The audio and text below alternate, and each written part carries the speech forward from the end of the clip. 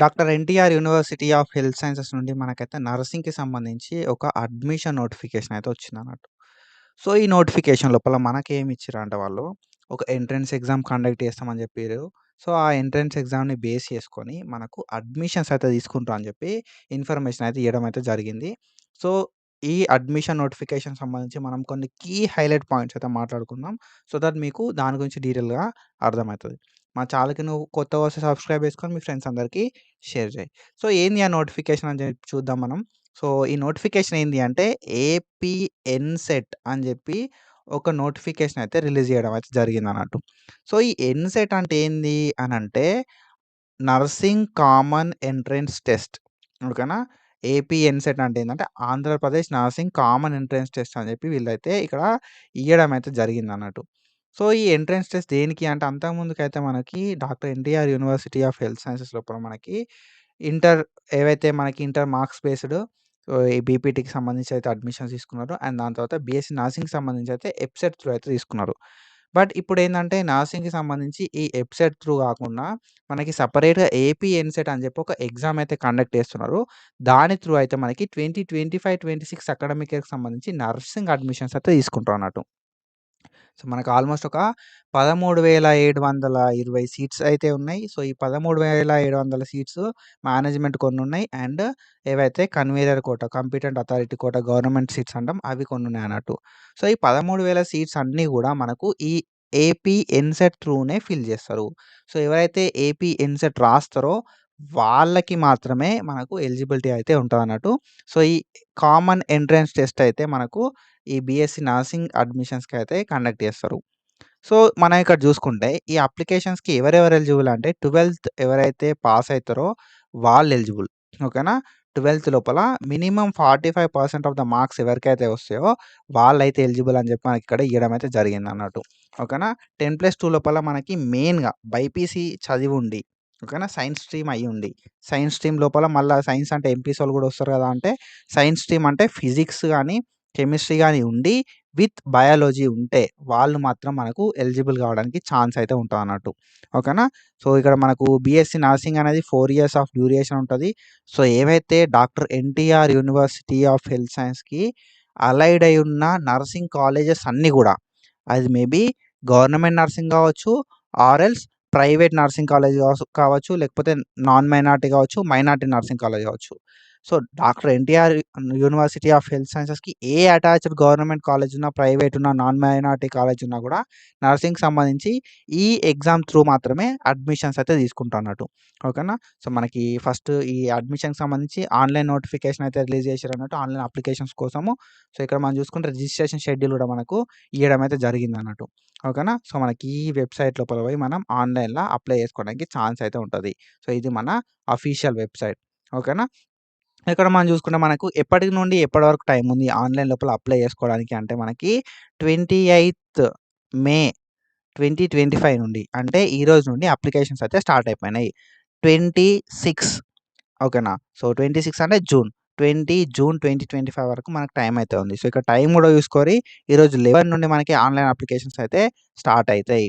And మనకి 20 June 2025 రోజు 6 PM వరకు మాత్రమే మనకు అప్లై చేసుకోవడానికి ఛాన్స్ అయితే ఉంటది. ఇది షెడ్యూలు.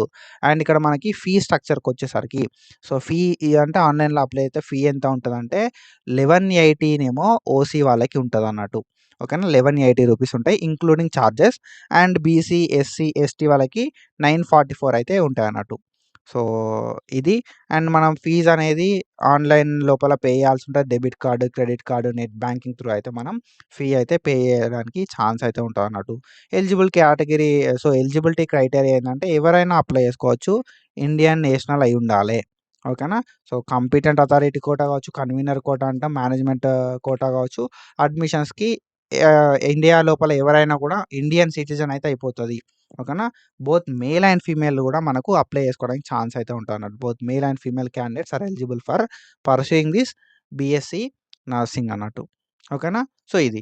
అండ్ కట్ ఆఫ్ విషయానికొస్తే నువ్వు ఒకవేళ ఎగ్జామ్ రాసిన తర్వాత నీకు 50% అనేది రావాలే. నువ్వు ఒకవేళ జనరల్ కేటగిరీ లోపలుంటే అప్పుడు మాత్రమే నువ్వు క్వాలిఫై అయితావు. ఓకేనా? ఎగ్జామ్ రాయడం ఇంపార్టెంట్ కాదు. ఎగ్జామ్ రాసిన తర్వాత నీకెంతుండాలంటే 50% అనేది ఉండాలి. ఓకేనా? 50% ఉన్నప్పుడు మాత్రమే నువ్వు ఎలిజిబుల్ అయితావు. అండ్ దాని తర్వాత ఏందంటే నువ్వు ఎస్సీ, ఎస్టీ, బీసీ అయినావనుకో 40% ఉండాలి. అండ్ ఎవరైతే పీడబ్ల్యూడీ ఉంటారో ఓసీ లోపల పీడబ్ల్యూడీ ఎవరైతే ఉంటారో వాళ్ళకైతే 45% అయితే వీళ్ళు ఎలిజిబుల్ అయితారన్నట్టు. క్వాలిఫై అయినట్టు. నువ్వు సో, ఎగ్జామ్ రాయడంతోటే మనకయిపోదు. ఎగ్జామ్ రాసిన తర్వాత నువ్వు క్వాలిఫై కావాలంటే మనకు ఈ పర్సెంటేజ్‌లనేది ఉండాల్సుంటదన్నట్టు. ఓకేనా? సో, దాని తర్వాత మనం చూసుకుంటే మనకు ఎలిజిబిలిటీ క్రైటీరియా ఇచ్చిరన్నట్టు మినిమమ్ ఎడ్యుకేషనల్ క్వాలిఫికేషన్ అని చెప్పి నేను చెప్పిన కదా! బైపీసీ అయితే ఉండాల్సుంటది. అండ్ తర్వాత వేరే 10+2 లోపల ఏవైనా రికగ్నైజ్డ్ బోర్డ్స్ నుండి బయాలజీ, కెమిస్ట్రీ, ఫిజిక్స్ ఈ 3 ఉన్న సిట్యుయేషన్ లోపల యూ ఆర్ ఎలిజిబుల్. ఓకేనా? దాని తర్వాత వొకేషనల్ బ్రిడ్జ్ కోర్స్ ఎవరైతే చేస్తారో వాళ్ళు కూడా మనకు ఎలిజిబుల్ అయ్యే ఛాన్సెస్ అయితే ఉన్నాయన్నట్టు. అండ్ దాని తర్వాత ఓపెన్ కాలేజ్ లోపల ఎవరైతే చదువుతారో వాళ్ళు కూడా ఎలిజిబులే. సో, ఇంగ్లీష్ అనేది కంపల్సరీ ఉండాలే. అండ్ 10+2 అనేది పాస్ అయ్యి ఉండాలి. వాళ్ళైతే మనకు ఎలిజిబుల్ అయితే అయ్యే ఛాన్స్ అయితే ఉన్నదన్నట్టు. సో, ఇట్లా మనకి ఎలిజిబిలిటీ క్రైటీరియా ఇచ్చిర్రు. అండ్ దాని తర్వాత ఏందంటే 45%. సో, ఎవరైతే ఓసీ ఉంటారో వాళ్ళు 45% పక్కా మార్క్స్ అయితే రావాలి. వాళ్ళు మాత్రమే అప్లై చేసుకోవడానికి ఛాన్స్ ఉంటది. అండ్ ఎస్సీ, ఎస్టీ, బీసీ వాళ్ళు ఎవరైతే ఉంటారో వాళ్ళకి 40% ఆఫ్ ద మార్క్స్ అయితే ఉండాలి నువ్వు అప్లై చేసుకోవాలంటే. ఏజ్ అనేది 17 ఇయర్స్ అయితే కంప్లీట్ అయి ఉండాలి. ఓకేనా? 31 డిసెంబర్ 2025 వరకి మనకి 17 ఇయర్స్ ఆఫ్ ఏజ్ అనేది కంప్లీట్ కావాలి. ఓకేనా? అప్పర్ ఏజ్ లిమిట్ ఏం లేదు. సో, నువ్వు 30 ఇయర్స్ ఉన్నా, 35 ఇయర్స్ ఉన్నా నువ్వైతే అప్లై చేసుకోవడానికి ఛాన్స్ అయితే ఉంటదన్నట్టు. సో, మెడికల్‌గా ఫిట్ అయితే ఉండాల్సుంటదన్నట్టు. ఎవరైతే స్టూడెంట్ ఉంటారో ఆయన మెడికల్‌గా ఫిట్ అయితే ఉండాల్సుంటది. సో, మనం ఆన్‌లైన్ లోపల సర్టిఫికేట్స్ సబ్మిట్ చేసి మనం ఆన్‌లైన్ లోపలనే ఉంటది.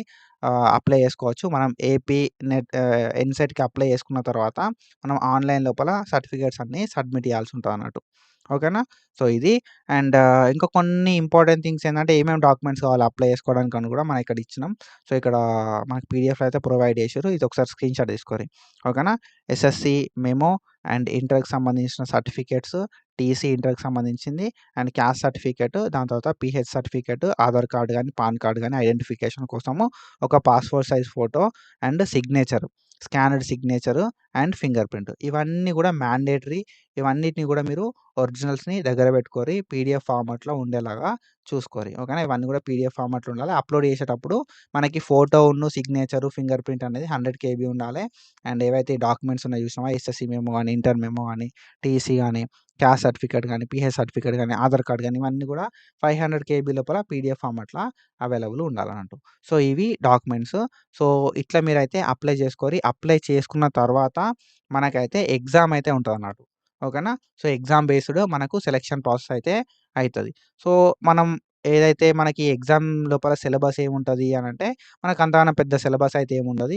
సో, మనకు ఈ ఎగ్జామ్ సిలబస్ అనేది మన ఇంటర్మీడియేట్ లోపల బైపీసీ లోపల ఏవైతే ఉన్నాయో అవే ఉంటాయి. సో, మెయిన్‌గా మీరు ఫోకస్ చేసిందనంటే బయాలజీ మీద ఫోకస్ చేస్తే మీరు ఈజీగా లైక్ ఈ ఎగ్జామ్ లోపల క్వాలిఫై కాగలుగుతారన్నట్టు. బయాలజీ అండ్ ఫిజిక్స్, కెమిస్ట్రీ మీద ఫోకస్ చెయ్యరి. ఎక్కువ మనకు బయాలజీ ఈజీ కాబట్టి బయాలజీ మీద ఫోకస్ చెయ్యరి. సో, మనకి నోటిఫికేషన్ అనేది ఈ రోజే వచ్చింది. ఓకేనా? సో, నోటిఫికేషన్ అనేది ఈ రోజు నుండి అవైలబుల్‌గా ఉంటది. ఈ రోజే నోటిఫికేషన్ వచ్చింది. మనకి ఎప్పటి నుండి ఎప్పటి వరకు అయితయి సెలక్షన్ ప్రాసెస్ అంటే అప్లికేషన్ ఆన్‌లైన్‌లో అప్లై చేసుకోవాలంటే మనకి 28 నుండి మనం ఆన్‌లైన్ అప్లికేషన్ చేసుకోవాలి. 28 అంటే ఈ రోజు నుండి 28 మే నుండి మనకి 20 జూన్ వరకి టైం అయితే ఉంది. తర్వాత మనకి హాల్ టికెట్స్ అనేది ఎప్పుడు అవైలబుల్‌గా ఉంటాయంటే 25 ఓకేనా? 25థ్ జూన్ లోపల మనకి హాల్ టికెట్స్ అయితే అవైలబుల్‌గా ఉంటాయి. మనం ఇక్కడ అబ్జర్వ్ చేసుకుంటే 25థ్ జూన్ అండ్ ఆఫ్టర్ దట్ మనకి సీబీటీ టెస్ట్ అనేది ఉంటదన్నట్టు. ఓకేనా? కంప్యూటర్ బేస్డ్ ఎంట్రన్స్ టెస్ట్ అనేది ఉంటది. సో, ఇది మనకి కంప్యూటర్ బేస్డ్ టెస్ట్. సో, ఎన్‌సెట్ అనేది ఏంటిది అంటే నర్సింగ్ కామన్ ఎంట్రన్స్ టెస్ట్. ఇదొక కంప్యూటర్ బేస్డ్ టెస్ట్. మనకి జులై లోపల 6థ్ డేట్ రోజు ఈ కంప్యూటర్ బేస్డ్ టెస్ట్ అయితే ఉంటది. ఓకేనా? సో, మనం ఆ రోజు 9:00కైతే అక్కడ ఎగ్జామ్ హాల్ లోపల ఉండాల్సుంటదన్నట్టు. మనకి మార్నింగ్ సెషన్ మాత్రమే ఈ ఎగ్జామ్ కండక్ట్ చేస్తన్నారు. తర్వాత ఫర్దర్‌గా చెప్పొచ్చు. ఓకేనా? సో, ఇది అండ్ ఇంకేమైనా డౌట్స్ ఉంటే కింద కామెంట్ చేయి. ఎట్లా అప్లై చేయాలని చెప్పి మనం ఫర్దర్ వీడియోస్‌లో డిస్కస్ చేద్దాం. So, that's it guys. Follow for more content and all the best for your exam. తొందరగా అప్లై చేసుకొని మంచిగా ప్రిపేర్ కావర్రి. And thank you so much. Signing of.